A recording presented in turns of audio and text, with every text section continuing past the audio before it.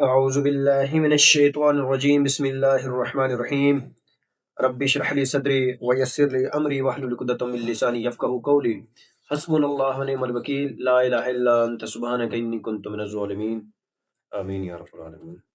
السلام علیکم ورحمۃ اللہ وبرکاتہ۔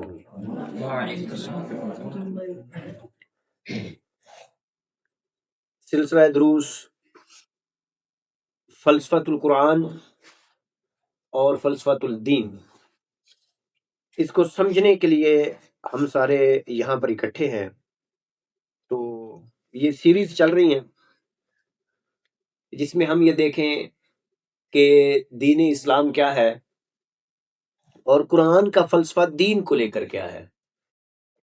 تو سب سے پہلے تو بڑی ایک سمپل سی بات ہے کہ قرآن جو ہے اس کا ایک ہی فلسفہ ہے، پورا قرآن ایک ہی چیز کی وضاحت کرتا ہے، وہ ہے دین اسلام۔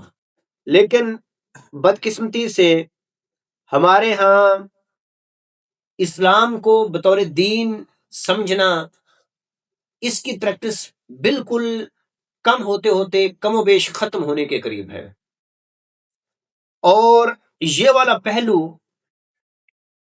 مسلمانوں کے سامنے سے کہیں گم ہو گیا ہے۔ کیا اسلام جو ہے یہ دین بھی ہے؟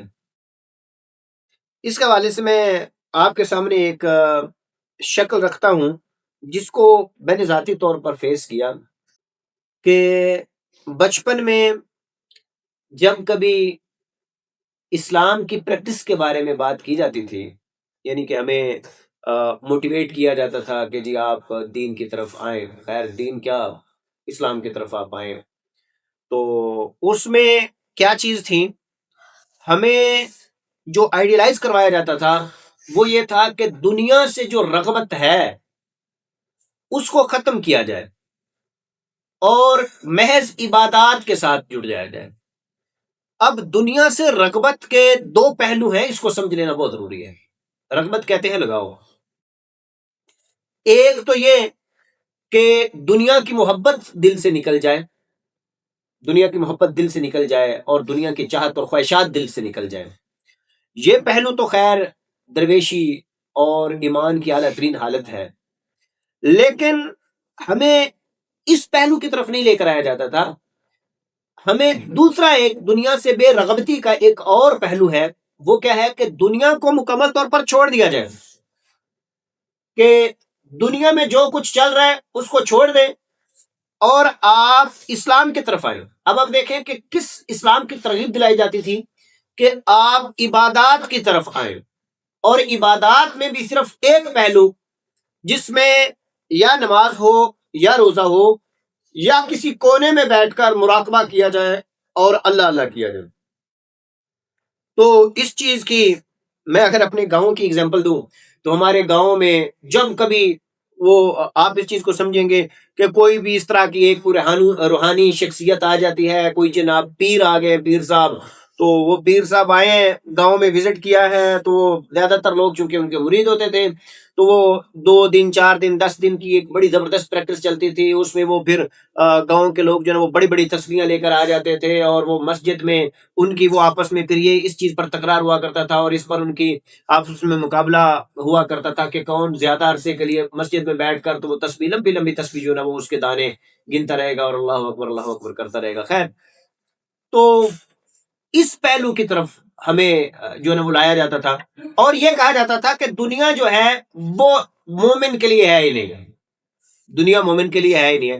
دنیا کو ترک کرنا جو ہے نا، اسی کو دین کہتے ہیں، کیونکہ دین کا مین کانسیپٹ جو ہے نا وہ ہمیں تو پتہ ہی نہیں تھا، نہ کبھی کسی نے بتایا، اور لوگوں کو بھی ڈیفینیٹلی نہیں پتا تھا۔ اب اس کی بنیاد دیکھتے ہیں کہ یہ کہاں سے پڑی۔ اس پر خیر میں نے پہلے بھی بات کی کہ ہوتا یہ ہے، آپ صلی اللہ علیہ وسلم سے پہلے جتنے بھی مذاہب تھے ان مذاہب میں یہی کہانی تھی۔ ایکسٹریم پر لوگوں کے دو ہی گروہ تھے، ایک جو اپنے آپ کو ایمان والے سمجھتے تھے، اللہ کے بندے ولی جو اپنے آپ کو سمجھتے تھے، وہ کیا کرتے تھے کہ وہ اللہ کے ساتھ اس قدر لو لگا لیتے تھے کہ اس دنیا کو مکمل طور پہ ترک کر کے، یعنی چھوڑ کر، وہ جنگلوں بیابانوں میں اور غاروں میں چلے جاتے اور وہاں پر اکیلے زندگی گزارتے، اور وہاں پر صرف ان کا ایک ہی کام ہوا کرتا تھا کہ وہ اللہ کی عبادت کرے۔ اچھا، وہ عبادت کس کو کہتے تھے؟ محض اللہ کا ذکر کرنا وہاں پر بیٹھ کر، وہ اس چیز کو وہ یعنی کہ راہبانیت اس کو کہا جاتا ہے۔ اب یہ جو راہبانیت ہے اس نے اپنا بڑا عروج پکڑا، یعنی کہ اس زمانے میں آپ یوں سمجھ لیں کہ اگر کوئی راہب بن جاتا ہے تو اس کے بارے میں یہ ہوتا تھا کہ جناب اس نے تو دنیا کو چھوڑ دیا ہے اور یہ اللہ کی لو میں، اللہ کی محبت میں یہ سب کچھ 24 گھنٹے اپنے اسی چیز میں لگا رہا ہے۔ یہی آپ یہ کرسچینٹی میں آپ دیکھیں گے کہ بے تحاشا اس کی ایگزامپلس ملا کرتی تھی، اور ابھی بھی ان میں تو خیر یہ کنسپٹ ہے۔ اور یہی ایک کلچر ہندوازم میں بھی تھا۔ ان کے بھی جو سادھو ہیں وہ اسی طرح سے دنیا تریاق دیں گے، یعنی کہ دنیا کو چھوڑیں گے، اور وہ بھی جنگلوں میں وہ ایک خاص قسم کا ڈریس پہن کر اور خاص قسم کا وہ اپنا ایک ظاہری شکل و صورت بنا کر وہ وہاں پر جو نا اپنے عبادت میں لگ جائیں گے۔ یعنی کہ ایک انسانیت کا یہ پہلو تھا، یعنی کہ اچھے ترین انسان وہ کنسیڈر کیے جاتے تھے کہ جو اللہ کے ذکر کے لیے یا اپنا جو بھی ان کا خدا جس کو بھی مانتے ہیں اس کے ذکر کے لیے وہ کیا کریں، وہ دنیا چھوڑ دیں۔ اور پھر دوسرے ایکسٹریم پر کون سے لوگ تھے؟ وہ جن کو بادشاہ کہا جاتا ہے، یعنی کہ وہ پھر ڈیفینیٹلی جو اللہ والے ہیں، جو اپنے آپ کو اپنے زون میں اللہ والے سمجھتے تھے، وہ اللہ والے دنیا کو چھوڑ کر تو سائڈ پر ہو گئے، اور جو دوسرے ہیں جنہوں نے دنیا کو فتح کرنا ہے، یعنی کہ بادشاہ، وہ اس قدر متشدد اور اس قدر زوردار کہ ان کا اللہ کے ساتھ جو ایک وہ تعلق ہوتا ہے روحانی، وہ نہ ہونے کے برابر ہو، اور وہ دنیا کو اس طرح سے جیتے تھے کہ شاید یہی دنیا ہمیشہ ہمیش کی ہے، اور اسی کے وسائل اور اسی کی ترقی پر وہ اپنی ایک ایک سانس اور ایک ایک سوچ لگا دیا کرتے تھے۔ اب یہ دو الگ کہانیاں تھیں، مکمل طور پر الگ کہانیاں تھیں۔ اب دیکھیں کہ لوگوں کے نزدیک جو ان کا مذہب ہے وہ کیا تھا؟ دنیا کو چھوڑ دینا اور کہیں الگ کسی کونے میں جا کر اللہ اللہ کرنا، یا جو بھی ان کا خدا ہے اس کی پوجا کرنا اور تپسیائیں کرنا، دعائیں کرنا، مراقبے کرنا محض۔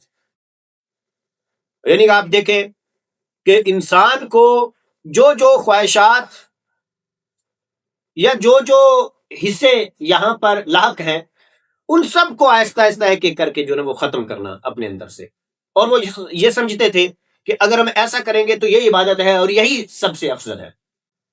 آپ یوں سمجھ لیں کہ دین کا کنسپٹ جو ہے ایسے زمانے میں دین کا کنسپٹ مکمل طور پر ختم ہو گیا تھا، مکمل طور پر ختم ہو گیا۔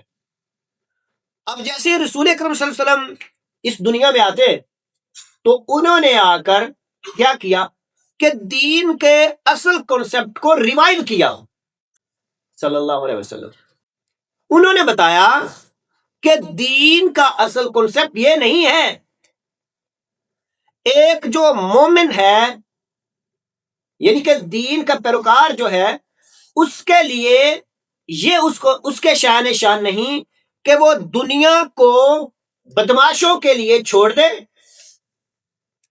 کہ بدماش اس دنیا میں جو چاہے کرتے کرے، اور وہ خود اللہ کا نمائندہ ہو کر وہ کسی غار میں یا جنگل میں بیاباں میں کسی صحرا میں چلا جائے، یہ شان شان نہیں ہے، اور وہ اپنے آپ کو محض کسی کونے میں بٹھا کر تسبیح کے جو دانے ہیں اس کو پھیرتا رہے، یہ مومن کے شان شان نہیں۔ تو پھر کیا ہے دین؟ دین یہ ہے کہ روحانی طور پر اللہ کے ساتھ آپ کا کنیکشن اس قدر ہونا چاہیے کہ آپ کی محبت اور تقوی کی مثال جو ہے وہ نہ ملے، نہ پہلے نہ بعد میں۔ یعنی کہ مومن کی ڈیفینیشن یہ ہے کہ آپ نماز پڑھیں، آپ اللہ کو ہر وقت یاد کریں، لیکن اللہ کو یاد کرنا کس کو کہا جاتا ہے؟ اب دیکھیں کہ اللہ کو یاد کرنا اس کا مطلب ہے کہ آپ نے اللہ کی دو مین باتوں کو یاد کرنا ہے. ایک تو یہ کہ اللہ ہمارا خالق حقیقی ہے اور وہی بادشاہ ہے، وہی شہنشاہ ہے، اس سے بڑا کوئی نہیں ہے، وہی مددگار ہے، اس کے سوا کوئی اور پرسان حال نہیں انسان کا. ایک بات یہ اللہ کے بارے میں، یہ ہر وقت ایک مومن کے دل و دماغ میں یہ بات جو ہے وہ پیوست ہونی چاہیے اور ہر وقت یہ بات اس کو واضح رہے. اور دوسری بات یہ کہ وہی اللہ، اس اللہ نے انسان کو کس مقصد کے لیے پیدا کیا ہے، یعنی کہ وہ جو مقصد ہے وہ ہر آن ہر پہلو میں وہ یاد ہونا چاہیے. اس کو کہتے ہیں اللہ کو یاد کرنا. اب آپ دیکھیں، تھوڑا سا خود آپ اپنی عقل سے کام لیں، اس پر غور اور تدبر تو کریں کہ ایک طرف ایک انسان وہ بیٹھ کر اللہ اللہ کر رہا ہے، یعنی کہ اس کے حلق سے جو آواز نکل رہی ہے وہ اللہ اللہ اللہ نکل رہی ہے، وہ سارا دن بیٹھ کر کرتا رہتا ہے. ایک طرف یہ، اور دوسری طرف دوسرا شخص ہے کہ وہ بھی اللہ کو یاد کر رہا ہے، لیکن وہ اللہ کو اس طرح سے محض نام سے یاد نہیں کر رہا. یاد رہے، میں اس کے مخالف نہیں ہوں، اللہ کو نام سے یاد کرنا چاہیے چونکہ یہ حکم بھی ہے اللہ کو اس کے ناموں سے پکارو. لیکن کیا پکارنا ہے کہ وہ اللہ کی یہ جو دو اہم باتیں ہیں کہ وہ خالق حقیقی ہے، سب سے بڑا مالک وہ ہے، اس نے ہمیں بنایا ہے، سارے وسائل اسی کے پاس ہے، اس کے سوا نہ کوئی تکلیف دے سکتا ہے اور نہ ہی کوئی آپ کو فائدہ پہنچا سکتا ہے. یعنی کہ یہ بات ہر وقت انسان کے ذہن میں ہونی چاہیے. اس کو کہتے ہیں اللہ کو یاد کرنا. اور دوسرا یہ کہ وہ اس اللہ نے ہمیں بنایا کس لیے، مجھے یہ بات یاد. اب ہم دیکھیں کہ اللہ نے بنایا خاص مقصد کے لیے، اگر وہ مقصد مجھے یاد ہے تو اس کا مطلب اللہ مجھے یاد ہے. اگر میں نے وہ مقصد بھلا دیا تو اللہ کہاں سے یاد ہے؟ اگر میں نے وہ مقصد ہی فوت کر دیا اپنے اندر سے تو پھر اللہ کو جتنا مرضی پکارتا رہوں، اس پکارنے کا کیا فائدہ کہ جب اس نے بنایا خاص مقصد کے لیے. اب یہ جو پہلو ہے کہ اللہ کو یاد کرنا، اللہ کا ذکر، ذکر کہتے ہیں یاد دہانی. یاد کرنا کس حوالے سے کہ وہ ذات کون ہے اور مجھے اس نے کیوں بنایا. اب آپ دیکھیں کہ جب مجھے میرا یہ سبق یاد ہوگا، یعنی کہ دونوں اسباق جو ہے اگر مجھے یہ یاد ہوں گے تو پھر میں چانسز ہیں، کم چانسز ہیں غافل ہونے کے. لیکن اگر یہ دونوں اسباق یاد نہیں ہیں، ذہن سے محو ہو گئے کہ اللہ کون ہے، اس کی حقیقت کیا ہے، اور میں کون ہوں، میری حقیقت کیا ہے، ڈیفینیٹلی میری حقیقت اللہ کے ساتھ جڑی ہے. اگر یہ دونوں چیزیں بھول جاتی ہیں، ذہن سے محو ہو جاتی ہیں، تو پھر جتنا مرضی آپ تسبیحاں جو ہے وہ رولتے رہے، آپ کو اس کا کوئی فائدہ نہیں ہونے والا، کوئی فائدہ نہیں ہونے والا. تو رسول اکرم صلی اللہ علیہ وسلم آئے، انہوں نے آ کر دین کا مین کنسپٹ جو ہے وہ ریوائیو کروایا کہ دین ہے کیا. دین کیا ہے؟ دین نہ تو کسی کونے میں بیٹھ کر تسبیح لے کر اللہ کو محض پکارنا، نہ تو اس چیز کا دین نام ہے، اور نہ یہ ہے کہ آپ اللہ کی یاد سے غافل ہو کر زمین کو فتح کرنا شروع کر دو. نہ یہ دین ہے. بلکہ دین کیا ہے کہ اللہ کو یاد کرتے ہوئے مقصد تخلیق، یعنی کہ ہمیں کس مقصد کے لیے تخلیق کیا جائے اس مقصد پر کاربند رہنا. کیا مقصد ہے؟ بالکل آسان الفاظ میں کیا مقصد ہے انسان کا اس دنیا میں آنے کا؟ اللہ نے انسان کو پیدا کیا کہ وہ زمین پر جائے، زمین پر، پوری زمین پر اللہ کا قانون جو ہے اس کو نافذ کرے، اللہ کے قانون کو نافذ کرے. یعنی کہ اگر کوئی ایک شخص یہ کہتا ہے کہ میں مومن ہوں یا اللہ کا بندہ ہوں یا اللہ کا نمائندہ ہوں، یہ تینوں چیزیں ایک ہی ہیں، اللہ کا بندہ ہونا، اللہ کا نمائندہ ہونا یا مومن ہونا، یہ تینوں ایک ہی چیزیں ہیں. تو پھر اس پر فرض ہو جاتا ہے کہ وہ اپنی پوری زندگی کو اللہ کے دین کی ڈومیننسی، یعنی کہ دین کو غالب کرنے میں وہ اپنی پوری زندگی کھپا دے.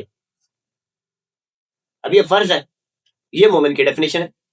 اب آپ خود دیکھیں کہ اگر آپ نے اس زمین پر مومن کی ذمہ داری ہے، اللہ نے بنائی اس لیے کہ آپ نے جا کر اس زمین پر جو میرا غلبہ ہے، میرے دین کا غلبہ ہے، اس کو قائم کرنا۔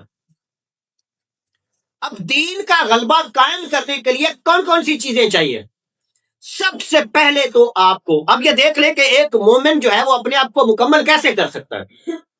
سب سے پہلے تو اس کا جو روحانی پہلو ہے وہ اس قدر مضبوط اور مربوط ہونا چاہیے کہ ہر وقت وہ اللہ کے ساتھ کنیکشن میں ہو، ہر وقت وہ اپنی جو روحانی تربیت ہے اس کو مضبوط کرتا جائے، تاکہ اس کے اندر کا جو انسان ہے، یعنی کہ جو اس کی روح ہے، وہ اپنی اصل کے ساتھ جڑی رہے، وہ پیور رہے، وہ آلودہ نہ ہو۔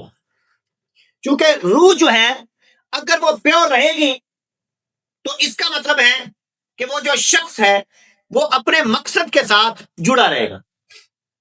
اب اس روح کو پیور کرنے کے لیے اس کو ایسی میڈیٹیشنز کرنی ہوگی کہ وہ ہر وقت آلودگی سے پاک رہے روح۔ اگر کہیں پر کوئی چھوٹ لگتی ہے، کہیں پر روحانی کوئی برو آتا ہے، سیٹ بیک آتا ہے، کوئی نقصان ہوتا ہے، تو وہ فوراً اللہ کی طرف لپکے اور توبہ استغفار کرے اور اللہ کے ساتھ اپنے اس کنیکشن کو برقرار رکھے۔ سب سے پہلا سٹیپ یہ ہے، سب سے اہم چیز۔ اس کے لیے اللہ تعالیٰ کی ذات نے انسان کو جو ہے وہ کچھ چیزیں انعام کے طور پر دے دی، اس کی روح کی غذا کے طور پر۔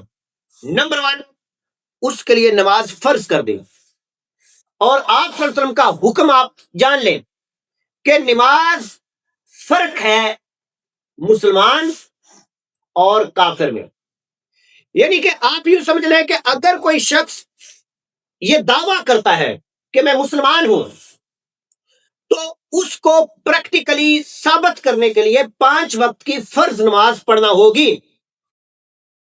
یہ سب سے پرائمری اور سب سے پہلا جو پہلو ہے اسلام میں آنے کے بعد، یعنی کہ اگر کوئی شخص اپنے آپ کو مومن بنانا چاہتا ہے تو سب سے پہلی سیڑھی نماز ہے۔ اب آپ دیکھیں کیوں نماز، کیوں اہم ہے نماز؟ نماز اس لیے اہم ہے کیونکہ 5 وقت جب ایک انسان دن میں نماز پڑھتا ہے، اس کا مطلب ہے کہ 5 اوقات میں ایک خاص ترتیب میں پیریوڈیکلی وہ اپنے ایمان کو ریوائیو کرتا ہے، اپنے ایمان کی تصحیح کرتا ہے، اور اللہ کے ساتھ اپنے کنیکشن کو 5 مرتبہ جوڑتا ہے وہ۔ یعنی کہ آپ یوں سمجھ لیں کہ اس نماز کی وجہ سے روحانی طور پر وہ دن میں 5 مرتبہ اپنے آپ کو ریسیٹ کرتا، اپنی ٹیوننگ کرتا ہے۔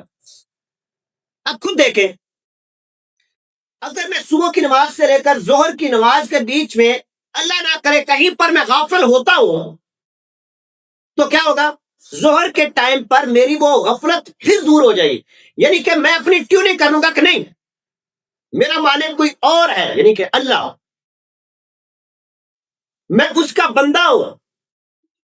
تو میں ظہر کے ٹائم پر جب اس کے سامنے جھکوں گا، گویا کہ وہ جو کہیں پر مجھ میں ٹیڑھ پن آیا تھا وہ میرا دور ہو گیا، ٹیوننگ ہو گئی۔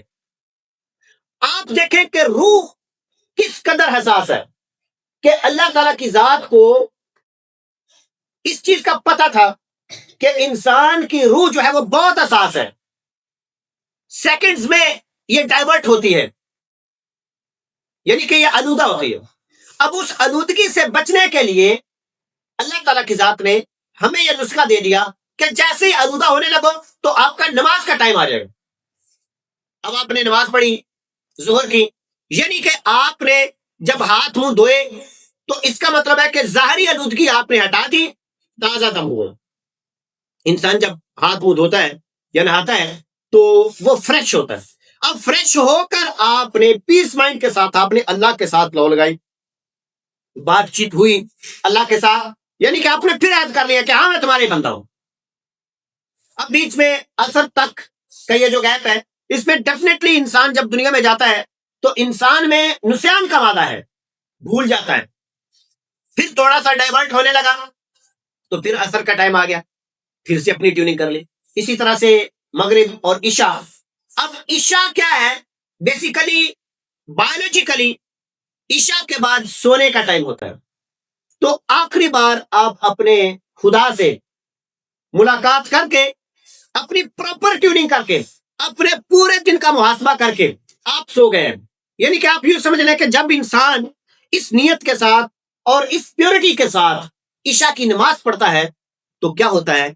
گویا کہ اس نے اپنے آپ کو مکمل طور پر ریسیٹ کیا، اسے ٹیون کیا اور سو گیا. سوتے ہوئے تو کوئی گناہ سرزد نہیں ہو سکتا، کیونکہ سوتے ہوئے انسان سے قلم اٹھ جاتا ہے اور انسان کوئی گناہ سرزد نہیں کرتا. تو اب جیسے ہی وہ جاگتا ہے تو آغاز ٹیوننگ سے ہوتا ہے کہ آؤ حاضری لگا لو، تاکہ بتا دے کہ جی میں جاگ گیا ہوں، میں ایکٹیو ہوں، میں آپ ہی کا بندہ ہوں. سویا تھا تو آپ کا بندہ تھا، اب جاگا ہوں تو میں حاضری لگا کر جا رہا ہوں کہ میں آپ ہی کا بندہ ہوں.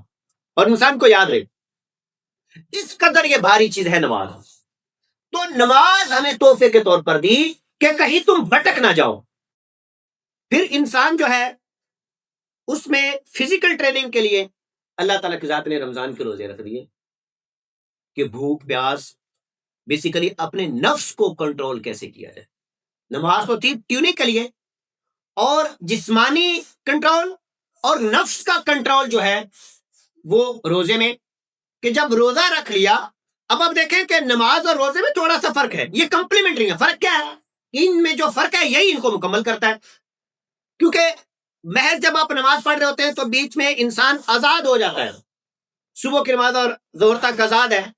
لیکن جب آپ روزہ رکھتے ہیں تو روزہ گویا کہ آپ کو مکمل طور پر، جب تک کہ آپ کا روزہ ہے، آپ کو وہ باندھ کے رکھتا ہے آپ کے نفس کو، کہ آپ نے یہ بھی نہیں کرنا، یہ بھی نہیں کرنا، یہ بھی نہیں کرنا. وہ نفس کی مکمل طور پر ٹریننگ ہے. اب دیکھیں کہ اللہ تعالیٰ کے ذات نے کس قدر وہ جو ایک پہلو تھا مومن بننے کے لیے، وہ جو ٹریننگ کا، وہ کس قدر آپ کا مضبوط ہوا. پھر اس کے علاوہ جو چیز انسان کو اللہ کے ساتھ اس تعلق کو کمزور کرتی ہے اس دنیا میں، وہ دنیا کا مال ہے، مال کی محبت. تو اس کو بھی اللہ تعالیٰ کی ذات نے ان ایڈریس نہیں چھوڑا. اس کو کیسے ایڈریس کیا؟ اس کو اس طرح سے ایڈریس کیا کہ اس میں زکوٰۃ کا ایک پورا فکس نظام بنا دیا، تاکہ آپ وہ مال جو بڑا محبوب ہوتا ہے اس کو آپ دیتے رہے، نکالتے رہے اللہ کے نام پر، صدقات اور زکوٰۃ، تاکہ وہاں پر بھی اس کی بھی پاکیزگی ہو. اب آپ دیکھیں کہ اگر اس مال کو میں نے کمایا ہے تو عام طور پر کنسپٹ کیا ہوتا ہے؟ میں نے محنت کی ہے، میں کسی کو کیوں دوں؟ تو جب وہ جو محنت آپ نے کی ہے، حالانکہ کرم تو اللہ کا ہے، لیکن انسان کو لگتا ہے چونکہ اس نے بڑی محنت کی ہے تو کسی کو کیوں دوں. اب وہ جو کیوں والا پہلو ہے اس کو ختم کر کے کسی کو اللہ دلواتے ہیں کہ دو. تو جب انسان بار بار اپنی کمائی میں سے کسی ایسے کو کہ جس نے اس میں محنت بھی نہیں کی اس کو دیتا ہے، تو آہستہ آہستہ مال کی وہ محبت انسان کے دل سے نکل جاتی ہے کہ جو انسان کو فرعون بنائے. یعنی کہ اس سے آپ یہ دیکھیں کہ یہ پہلو بھی انسان کو اللہ کے ساتھ جوڑ رہا ہے. کیونکہ آپ دیکھیں کہ دل میں محبت تو ایک ہی ہو سکتی ہے، یا اللہ کی یا غیر اللہ کی. تو غیر اللہ کیا ہے؟ یہ دنیا کی سارا جو آپ چکا چوند دیکھ رہے. اب اس سے آپ کو الگ کیا، پھر حج آپ پر فرض کر. کیوں حج فرض کی؟ تاکہ ایک مرتبہ آپ اللہ کے ہاں عالمگیر سفر کریں. اب وہ جو عالمگیر سفر ہے یہ بہت بڑا سفر ہے. جب آپ وہاں پر جاتے ہیں گویا کہ یہ انسانی اجتماع کے لیے، مسلمانوں کو آپس میں جوڑنے کے لیے، کہ ہندوستان کے، پاکستان کے، بنگلہ دیش کے، افغانستان کے، رشیا کے، جہاں جہاں کے مسلمان ہیں اپنے بارڈرز کو کراس کریں اور وہاں پر جائیں، تو زبان کا، زمین کا یہ جو فرق ہے یہ ختم ہو جائے، تاکہ ایک اجتماع بن سکے.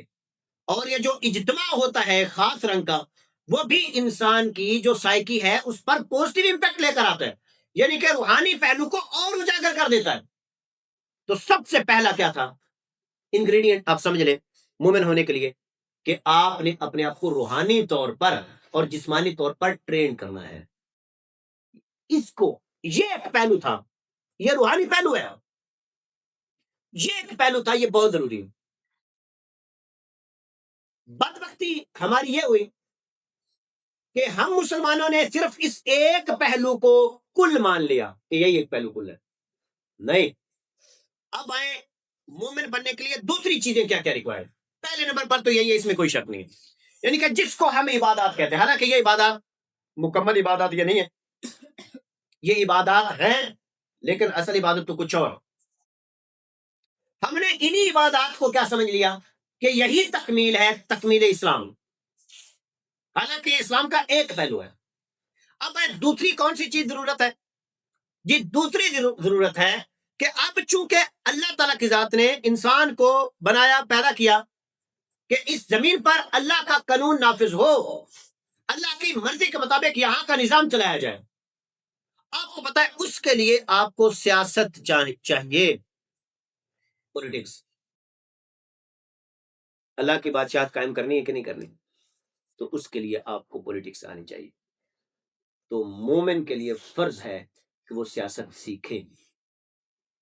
اس حکومت کو چلانے کے لیے، اللہ کے اس نظام کو چلانے کے لیے وسائل کی ضرورت ہے، تو تجارت سیکھے. اس کے لیے اور وسائل کی ضرورت ہے تو ہنر سیکھے. اب آپ دیکھیں کون کون سی چیزیں ہو گئی. عبادات، روحانی عبادات،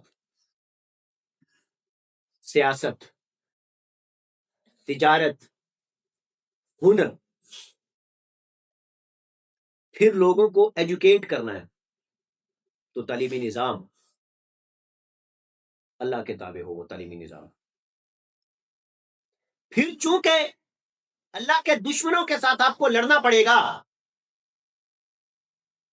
تو دفاع اور جنگ یہ سیکھے. پھر سب سے اہم چیز کہ جب آپ نے حکومت اللہ کی قائم کر دی، تجارت کو فروغ دے دیا، آپ نے ہنر سیٹ کر دیے، آپ نے تعلیمی نظام سیٹ کر دیا، آپ نے جنگی مہارتیں حاصل کر لی، تو اب آپ نے اس حکومت کو چلانا ہے. مینجمنٹ اور ایڈمنسٹریشن اعلیٰ لیول کی وہ سیکھے. جب یہ پہلو آ جائیں گے انسان میں تو تب وہ محض مسلمان نہیں رہے گا، وہ کیا بن جائے گا؟ مومن. لیکن یہاں پر ایک شرط ہے، شرط یہ کہ یہ ساری کی ساری چیزیں وہ اپنی ذات کے لیے نہیں، اپنی ترقی کے لیے نہیں، اپنے نام اور اپنی عزت اور اپنے ناموس کے لیے نہیں، بلکہ اس مقصد کے تابع کرتے ہوئے جس مقصد نے انسان کو پیدا کیا، اس مقصد کے تابع کرتے ہوئے اس مقصد کی تکمیل کے لیے. اور اس چیز سے ماورا ہو کر کہ آیا اس کو اس دنیا میں اس کا نتیجہ اور رزلٹ اور صلہ ملے گا کہ نہیں ملے گا، چونکہ دنیا میں چاہیے نہیں صلہ. آپ یہ بتائیں کہ جب اللہ تعالیٰ کے ساتھ نے ہمیں کہہ دیا کہ آپ کو اس دنیا میں اتنی زندگی دی ہے اور اس میں آپ نے میرے مطابق گزارنی ہے، اس کے بعد آپ کو میں ریوارڈ دوں گا، تو جب مومن کو اس بات کا پتہ ہے کہ ریوارڈ اس دنیا میں نہیں چاہیے، ریوارڈ تو چاہیے آخرت میں، تو پھر اس کو ریوارڈ اورینٹیڈ نہیں ہونا چاہیے، یعنی کہ انعام کے لیے نہیں، صلے کے لیے نہیں یہ سب کچھ کرنا، اس دنیا میں صلہ کی بات کرنا. اس کی پیش نظر کون سا صلہ ہونا چاہیے؟ وہ جو آخرت میں ہوگا، جنت کی صورت میں. اب آپ خود یہاں پر محاسبہ کریں، میں اور آپ سارے سوچیں کہ آیا میں اور آپ اور ہمارا معاشرہ اسلام کو جو فالو کر رہے ہیں، کیا اس اسلام کو فالو کر رہے ہیں؟ اب آپ دیکھیں کہ سب سے پہلا جو روحانی پہلو ہے جس کو ہم عبادت کہتے ہیں، وہ تو پریپریشن ہے، وہ تو انسان کو محض تیار کرتی ہیں دوسرے پہلو کے لیے کہ اپنے زندگی پھر کیسے گزارنی. اس کو کہتے ہیں دین اسلام. اگر کوئی شخص اس طرح سے اپنی زندگی گزارتا ہے تو محض وہ کہہ سکتا ہے یا اس کے بارے میں کہا جا سکتا ہے کہ وہ دین کو فالو کر رہا ہے، وہ دین کا پیروکار ہے. اور آپ کو یہ پتہ ہے جو قرآن نے کہا ہے کہ اگر آپ سے کوئی غلطی ہو جائے، کوئی آپ سے گناہ ہو جائے تو آپ میرے پاس آ جاؤ. آپ کو کیا لگتا ہے یہ کس سے باتیں کی جا رہی ہیں؟ یہ فرق سمجھ لیں. یہ جو اللہ کہتے ہیں کہ کوئی بات نہیں، اگر گناہ ہو گیا تو معافی مانگ لے، توبہ کر لے، میں معاف کر دوں گا، یہ کس سے باتیں کی جا رہی ہیں؟ یہ مسلمان سے باتیں کی جا رہی؟ ہرگز نہیں، مسلمان سے باتیں نہیں کی جا رہی. میں نے اس دن بھی کہا تھا کہ قرآن کا فلسفہ آپ سمجھے، قرآن کی ساری تسلیاں، قرآن کی ساری خوشخبریاں، سارے ریلیف مومن کے لیے ہے، مسلمان کے لیے نہیں. مسلمان کے لیے صرف ایک ہی دلاسا ہے، وہ جو سورہ حجرات میں ہے. کیا؟ کہ تم نے ابھی اسلام قبول کیا، ایمان تمہارے دل میں داخل نہیں ہوا، لہذا اپنے آپ کو اس خوش فہمی سے نکال دو کہ تم بہت بڑے بن گئے. نہیں، ابھی اسلام قبول کیا، ایمان دل میں داخل نہیں ہوا. تو ایک ہی تسلی ہے، اگر اعمال کرتے رہو گے، کنسسٹنٹ رہو گے، تو ممکن ہے کہ آہستہ آہستہ ایمان تمہارے دل میں بھی داخل ہو جائے، یعنی کہ تم مومن بن جاؤ. تب جا کر تم فٹ آؤ گے میرے مطابق، میرے دین کے مطابق. لیکن یہ ہے کہ اگر اعمال کرتے رہو گے تو یہ صرف ایک دلاسا اس کے لیے، مسلمان کے لیے، وہ بھی جنت جنت کا دلاسا نہیں ہے. کیا ہے؟ کہ بھئی ابھی تو اسلام قبول کیا، ایمان تمہارے دل میں داخل نہیں ہوا، تو اعمال کرتے رہو، ڈٹے رہو، ممکن ہے اللہ کرم کر دے اور تم بھی مومن بن جاؤ. مومن بن گئے تو اسی کیٹیگری میں آ جاؤ گے. اس دوران جو اعمال کرو گے اس کا ثواب بھی مل جائے گا، یعنی کہ وہ ضائع نہیں ہوگا. یہ صرف ایک دلاسا ہو. باقی جتنے بھی دلاسے ہیں وہ مسلمان کے لیے نہیں ہے، یاد رہے، وہ مسلمان کے لیے نہیں، وہ مومن کے لیے. اب یہ جو بات ہے، اب آپ خود دیکھیں کہ ایک شخص ہے، اس نے اپنی پوری زندگی اس طرح سے سیٹ کی ہے مومن بن کر، یعنی دین کے مطابق. اس میں اس سے ڈیفینیٹلی انسان ہے، انسان میں کمزوری اور خامی دونوں چیزیں ہیں، ضعف بھی ہے، اجلت بھی ہے، ساری چیزیں ہیں. اس میں اس سے غلطیاں ہوتی رہیں. لیکن اب آپ یہ دیکھیں کہ اس کی انٹینشن کیا ہے، وہ اللہ کے ساتھ پیور ہے، اپنے مقصد کے ساتھ وہ خالص اور پیور ہے. اب جب وہ خالص اور پیور ہے تو عقل بھی مانتی ہے. اب ایسے میں اگر اس سے کوئی غلطی ہو جاتی ہے، اس سے نادانی ہو جاتی ہے، اور وہ یاد کر لیتا ہے کہ مجھ سے غلطی ہوگی، میں تو مومن تھا، مجھ سے غلطی ہوگی، اللہ مجھے معاف کر دو، تو اللہ کہیں گے اچھا تمہیں سمجھ آ گئی ہے، تم نے معافی مانگ لی ہے، کیونکہ تمہاری نیت میں کھوٹ نہیں ہے، تم سے یہ غلطی ہوگی اور تم کو سمجھ بھی آ گئی، تم نے معافی مانگ لی اور میں نے تمہیں معاف کر دی. اب یہ جو معافی کا دلاسا ہے، توبہ کا اور معافی کا، وہ ہاں معافی کا یہاں پر اور توبہ کا یہ ہے کہ اگر آپ اس طرح سے زندگی نہیں گزار رہے تھے، یعنی کہ ایک مسلمان ہے، وہ پہلا پہلو تو پورا کر رہے ہیں، یعنی کہ روحانی عبادات تو پوری کر رہا ہے وہ، لیکن وہ اصل جو عبادت ہے، اللہ کی بندگی، یہ اللہ کے دین کے لیے زندگی نہیں گزار رہا، تو اس کے لیے ایک ہی توبہ ہے. کیا؟ کہ جب اس کو سمجھ آ جائے کہ میں کیا کر رہا ہوں، مجھے کیا کرنا چاہیے، اس وقت وہ توبہ کرے، یعنی مڑ جائے، پھر جائے کہ اللہ میں اپنے آپ کو مومن بنانا چاہتا ہوں، مجھے معاف کر دو. تو اس کی توبہ وہ قبول ہو جائے گی کہ ٹھیک ہے بنو، آؤ پریکٹیکلی کر کے دکھاؤ. لیکن اگر ہم جانتے بوجھتے ہوئے بھی کہ ہمارا مالک اور خالق ہم سے کیا چاہتا ہے، ہم صرف اسلام کو مذہب کے طور پر رکھتے ہیں اور روحانی عبادات تک محدود رہتے ہیں، اور اصل جو عبادات ہے، یعنی کہ دین کے غلبے کی جو عبادت ہے، اس سے ہم ہمیشہ درکنار رہتے ہیں، تو اس کا مطلب ہے ہم یہ سمجھتے ہیں کہ شاید یہ عبادات ہم کر لیں گے، روحانی عبادات تو کافی ہیں، اس میں اگر کوئی غلطی ہو جائے تو ہم معافی مانگتے پھریں. تو وہ تو پہلے ہی کلیئر ہے کہ جس نے اب آئے اس آیت کی طرف. کیا؟ اور جو شخص اسلام کے سوا کسی اور دین کا طالب ہوگا وہ اس سے ہرگز قبول نہیں کیا جائے گا. دین کس کو کہتے ہیں؟ زندگی گزارنے کا طریقہ سے دین کہتے ہیں. اب ہے مسلمان، روحانی عبادات ساری کر رہے ہیں، لیکن زندگی کیسے گزار رہا ہے؟ زندگی گزار رہا ہے غیر شرعی طریقے سے، یعنی اپنی مرضی سے. اس کا مطلب ہے کہ اس نے اسلام کو بطور مذہب تو قبول کر لیا، لیکن دین کے طور پر قبول نہیں کیا.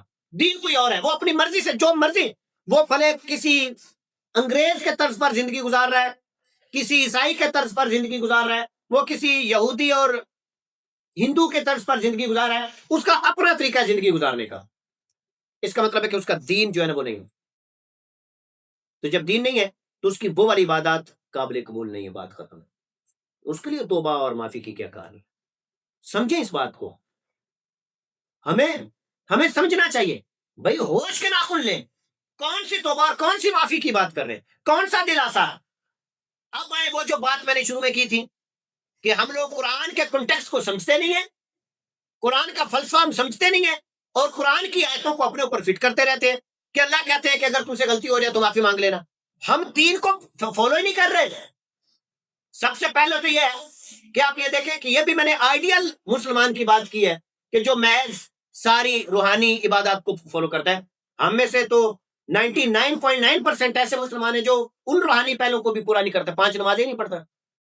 ہم تو وہ بھی پورا نہیں کر رہے جو قابل قبول ہی نہیں ہے، محض اکیلا دین کے بغیر۔ تو ہم پھر کس چیز کی امید لگائے بیٹھے؟ سر ہم تو مجرم ہیں، ہم تو باغی ہیں۔ دیکھیں اور مجرم کس کو کہا جاتا ہے؟ کہ اللہ نے بنایا ہمیں اس مقصد کے لیے، ہم وہ مقصد چھوڑ کر اپنی مرضی کا مقصد بنا کر بیٹھ گئے۔ اس سے بڑھ کر اور بغاوت اور کون سی ہو سکتی ہے؟ ہم کہتے ہیں جی ہم اللہ رحم کرنا بھی، اللہ کیوں رحم کرے جب ہم خود اپنے اوپر رحم نہیں کر رہے؟ ہم نے خود بغاوت، اللہ کی ہم نے بغاوت شروع کر دی ہے۔ اللہ نے کہا تھا کہ پوری زندگی اس طریقے سے گزارنی ہے اور ہم اس کے مخالف گزار رہے ہیں، تو ہم کہتے ہیں جی ہم اللہ کے بندے۔ ہم کہاں سے اللہ کے بندے آ گئے؟ ہم نے تو اللہ کے ساتھ بغاوت اور دشمنی کا مول لے لی۔ تو جب ہم نے دشمنی اور بغاوت اللہ کے ساتھ مول لے لی ہے، تو اس کے بعد آپ یہ بتائیں کہ جب آپ نے اپنے بنانے والے کے ساتھ دشمنی جو ہے نا وہ مول لے لی، تو کہاں پر خیر ہوگی؟ کس کی بات کر رہے ہیں آپ؟ سب سے اہم بات کیا ہے؟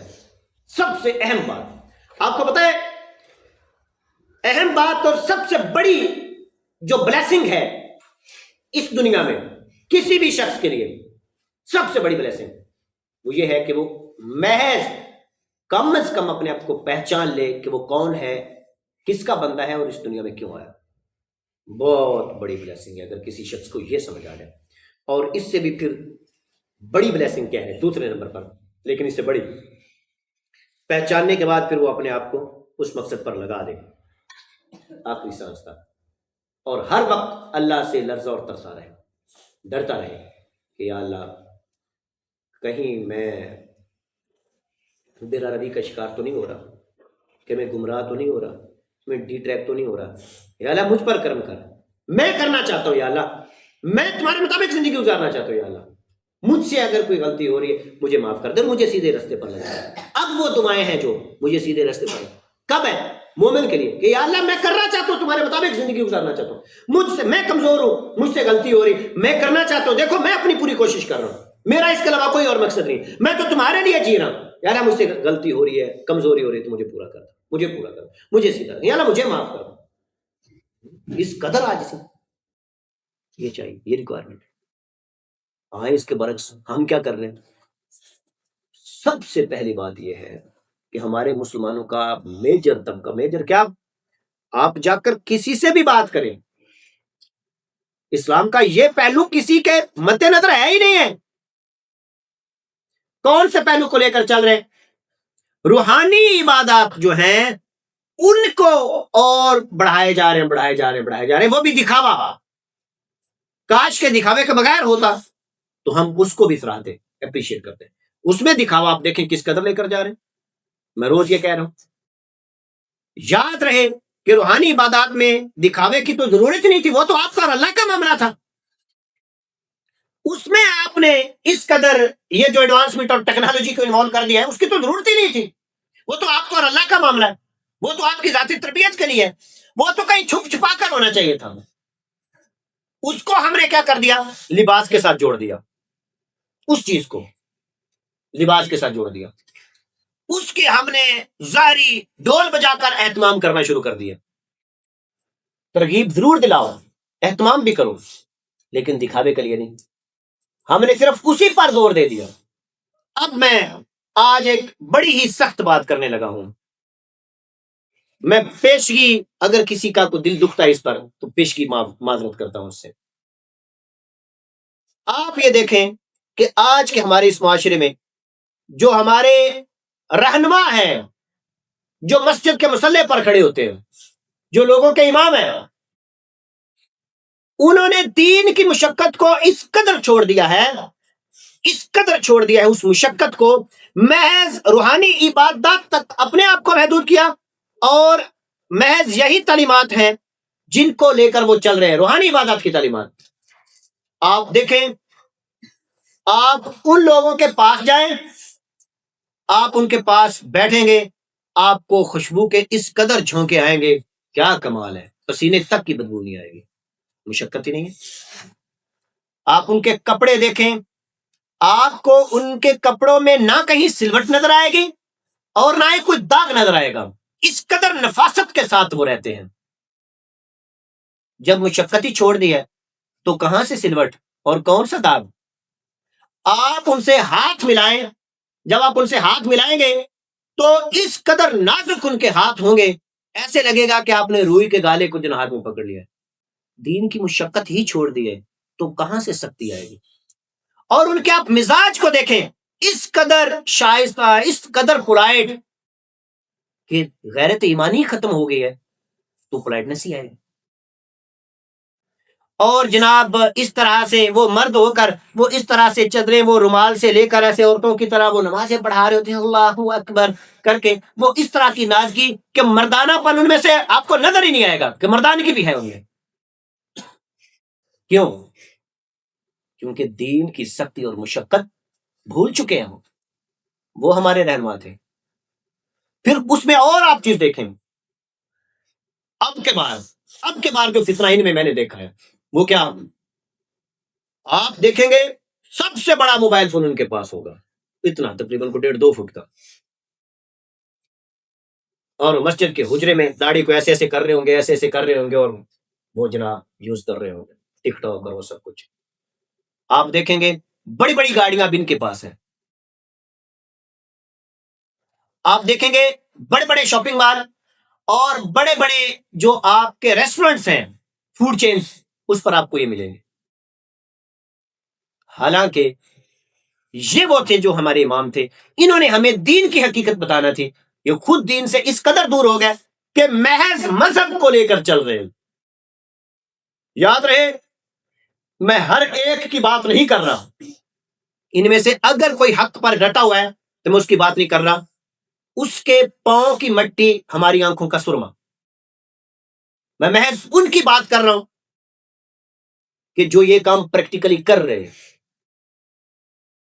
میں آپ کو علماء سے دور نہیں کر رہا، بلکہ علماء سے درخواست ہے کہ اصل حقیقت جو ہے اگر آپ جانتے ہیں تو جان بوجھ کر چھپا رہے ہیں تو آپ مجرم ہیں اور منافق ہیں، اور اگر آپ جانتے نہیں ہیں حقیقت کو تو پھر آپ نادان ہیں، آپ غلطی پر ہیں، پہلے جانیں پھر امامت کی طرف آئیں۔ یہ امامت کرنا یہ کوئی آسان بات ہے؟ آپ کو پتا امام کون ہو سکتا ہے؟ مسلمانوں کا امام جو مسجد میں امامت کروائے گا وہ تو زبردست قسم کا سیاست دان ہوگا، زبردست قسم کی اسٹریٹجک پلاننگ اس کو آتی ہو، جنگی مہارت اس کے پاس ہو، تجارت اس کو آتی ہو، ہنر اس کے پاس ہو، مشقت کرنا جانتا ہو، اس کی پرسنالٹی باروب ہو، جب وہ چلے تو ہیبت کھاتے ہو اللہ کے دشمن اس سے۔ آپ بتائیں، یہ جناب زنانی نما جو آپ کے امام ہیں، ان سے کس نے کیا ہیبت کھانی ہے؟ بلکہ اگر کسی کو کہہ دیا جی امام صاحب آ رہے ہیں تو وہ کہیں گے اچھا آ رہے ہیں، چلو شکر ہے، یہ مجھے کچھ نہیں کہے گا، کیوں کہہ کچھ نہیں سکتا وہ۔ اللہ کا جو بندہ ہے اس کی تو ایک جلالی نیچر ہوتی ہے، وہ تو حق پر اس قدر مضبوط ہوتا ہے کہ باطل جو ہے نا وہ اسے دیکھ کر کام پڑا ہوتا ہے۔ آپ نے سنا ہوگا کہ جی حضرت عمر فاروق کے بارے میں کہ جس گلی سے وہ گزرتے تھے تو شیطان وہ اس گلی کو چھوڑ دیتا ہے، کیوں؟ وجہ کیا تھی؟ شیطان کیوں چھوڑ دیتا تھا؟ پتا تھا کہ مرد کلندر ہے، وہ مرد مومن ہے۔ شیطان اور شیطان کے انسانوں میں چلے سارے وہاں سے بھاگتے تھے کہ عمر آ گیا تو پھر ہم کہاں جائیں گے؟ وہ تھے امام، یعنی امامت پر ہی ان کو آخری چھرا ابو لؤلؤ فیروز نے جو ہے نا وہ وار کیا تھا، قاتلانہ حملہ کیا اور شہادت ہوئی تھی، امامت کر رہے تھے۔ وہ بھی امام تھے نا، اصل میں وہی امام تھے، اور امام ہوتے ہی وہ اصل۔ اب اگر کوئی شخص اس کے سوا کوئی اور رستہ اختیار کرتا ہے، بھلے جتنی مرضی نمازیں پڑھ لیں وہ، میں آپ سب کچھ جتنے مرضی روزے رکھ لیں، قرآن کے فلسفے کے مطابق تو ہم سرخرو نہیں ہیں. باقی جنت اور دوزخ کی کہانی ساری اللہ کے ہاتھ میں، وہ جس کو چاہے دے دے اور جس کو چاہے نہ دے. نہ اس سے کوئی سوال کر سکتا ہے، نہ ہی کسی کی اوقات ہے کہ اس سے سوال ہی کرے اس کو کیوں دے دی اور اس کو کیوں دے دی. یہ کہانی نہیں، یہ اللہ کے ہاتھ میں. لیکن جو اس نے ہمیں بتایا ہے قرآن کا جو فلسفہ ہے، اس کے مطابق صرف یہ واضح اٹل فیصلہ ہے اللہ کا قرآن کے مطابق کہ اس کے سوا، یعنی کہ اپنی پوری زندگی اس طرح سے گزارنے کے بغیر آپ کے پاس کوئی چارہ ہے ہی نہیں. آپ بتائیں گے بچوں کو کیا سکھایا جاتا ہے، والدین بھی اور ٹیچر بھی سب کچھ، جی آپ کی زندگی کا کیا مقصد ہے؟ میں ڈاکٹر بننا چاہتا ہوں، میں ترقی کرنا چاہتا ہوں، میں اپنے والدین کو خوش رکھنا چاہتا ہوں، میں اپنے والدین کو عیاشی کروانا چاہتا ہوں. لعنت ہے ایسے مقصد پر کہ جو انسان کو اس مقصد سے جدا کر دیں جس مقصد کے لیے اللہ تعالیٰ کے ذات نے اسے پیدا کیا. ہم اپنے بچوں کو کیا سکھا رہے ہیں؟ آتے ہیں موٹیویشنل اسپیکر جناب اسکولوں میں، کلاس میں، بچوں بتائیں جی آپ کی زندگی کا کیا مقصد ہے. جو بچہ بڑا مقصد بتا دے نا دنیاوی، اس کو جی کریپنگ کریں جی اس کا کتنا بڑا مقصد ہے. حالانکہ ہمارا مقصد تو اللہ تعالیٰ کی ذات نے ڈیفائن کر کے بھیج دیا ہوا ہے، اس کے علاوہ اور کون سا مقصد ہوتا ہے؟ آپ نے اپنی نسلوں سے وہ مقصد چھپا دیا، مکاری کی، اور نئے نئے مقصد ان کو دے رہے ہیں. اس دنیا میں محض سانسیں گزر جائیں اور انسان سرخرو ہو جائے، اس سے بڑا بھی کوئی مقصد ہو سکتا ہے کہ آپ اس دنیا کو فتح کرنے چلے مال و دولت کے لیے، عیاشی کے لیے، عہدے کے لیے، عزت کے لیے. اس سے بڑھ کر بھی بدبختی ہو سکتی ہے، اس سے بڑھ کر بھی کوئی گمراہی ہو سکتی ہے. لیکن اگر آپ مومن ہیں تو آپ سب کچھ بنے. آپ ایمان کی حالت میں رہتے ہوئے آپ ڈاکٹر بھی بنے، انجینئر بھی بنے، سوسائٹی کو ضرورت ہے. لیکن آپ کا مقصد اور آپ کا مرکز اور محور یہ چیز نہیں ہونی چاہیے. مرکز اور محور وہ نظام ہونے چاہیے. وہ نظام قائم کرو یا قائم کرتے کرتے مر جاؤ، بات ختم. ایک ہی ہے، ایک ہی ہے. قائم کرو، قائم کر لیا تو اس کو برقرار رکھو، برقرار رکھنے کے لیے مر جاؤ. اگر نہیں قائم تو قائم کرتے کرتے مر جاؤ. قسمت ہی ایک ہے بس مومن کی، آئے اس مقصد کے لیے. اس کے علاوہ بھی کوئی اور مقصد ہو سکتا ہے؟ اب بتائیں جی، جب اللہ نے انسان کو اس کا مقصد دے کر بھیجا ہے تو آپ اور میں کون ہوتے ہیں جو انسان کو اور مقصد دیتے پھر اس سے پوچھیں جی آپ کی زندگی کا کیا مقصد ہے؟ شرم نہیں آتی ہمیں؟ ان موٹیویشنل اسپیکرز کو اور ان ٹیچرز کو اور ان والدین کو شرم نہیں آتی کہ اللہ کے دیے ہوئے مقصد پر آپ بچے کو اور مقصد سکھا رہے ہیں؟ شرم کیا ہے؟ مجرم ہیں آپ. جی آپ کی زندگی کا کیا مقصد ہے؟ آپ کو نہیں پتا کیا مقصد ہے؟ آپ نے قرآن نہیں پڑھا کہ اللہ نے کس مقصد کے لیے انسان کو پیدا کیا؟ جب پتا ہے آپ کو، مقصد بھی کلیئر ہے، اور کون سے مقصد کی آپ بات کر رہے ہیں کہ میرا آپ کا کیا مقصد ہے؟ جھوٹی شہرت یہ مقصد ہے آپ کا؟ مال و دولت جس کو اللہ تعالیٰ کے ساتھ نے کہا ہے کہ میرے نزدیک دنیا کی ساری دولت جو ہے، خزانے، وہ مچھر کے پر کے برابر بھی نہیں، وہ اس قدر حقیر چیز، اس کو مقصد بنا لیا آپ نے. جھوٹی شہرت جو ہمیں آخرت میں رسوا کر دے، جو اصل جو حقیقت تھا آخرت میں رسوا کر دے، اس شہرت کے لیے. اب بتائیں کہ ہم دین کو پیروکار ہیں یا ہم ابلیس کے پیروکار ہیں؟ یاد رہے میں پھر وہ بات کر رہا ہوں کہ جو لوگ کہتے ہیں کہ جی اللہ ہم سے ڈیمانڈ ہی کیا کرتا ہے، صرف دن میں 5 مرتبہ نماز ہی تو ہے. لا حول ولا قوت الا باللہ. اللہ ہم سے بہت بڑی ڈیمانڈ کرتا ہے. پوری زندگی ایک ایک سانس وہ کہتا ہے میرے مطابق گزارنی، یہ ڈیمانڈ ہے. لیکن اصل حقیقت جو ہے جاویدان جاویدان ہر پل جہاں ہے زندگی، یعنی کہ موت کے بعد کی جو زندگی ہے، کروڑوں اربوں خربوں سال بھی کم پڑ جائیں گے، ہمیشہ ہمیشہ کی زندگی، اس کے نزدیک یہ تھوڑی سی مشقت اس کی کیا حقیقت ہے؟ چند ایک سال کی مشقت انسان یہ نہیں کر سکتا.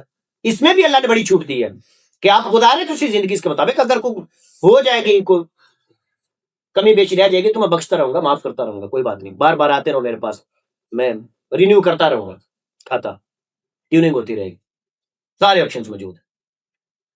اس سے بڑھ کر کوئی اور امن ہو سکتا ہے؟ اس سے بڑھ کر کوئی اور سکون ہو سکتا ہے؟ یہ ہے جی دین کا فلسفہ. اب آپ سمجھیں، اب آپ بتائیں اس آیت کے بارے میں آپ کا کیا خیال ہے کہ جو شخص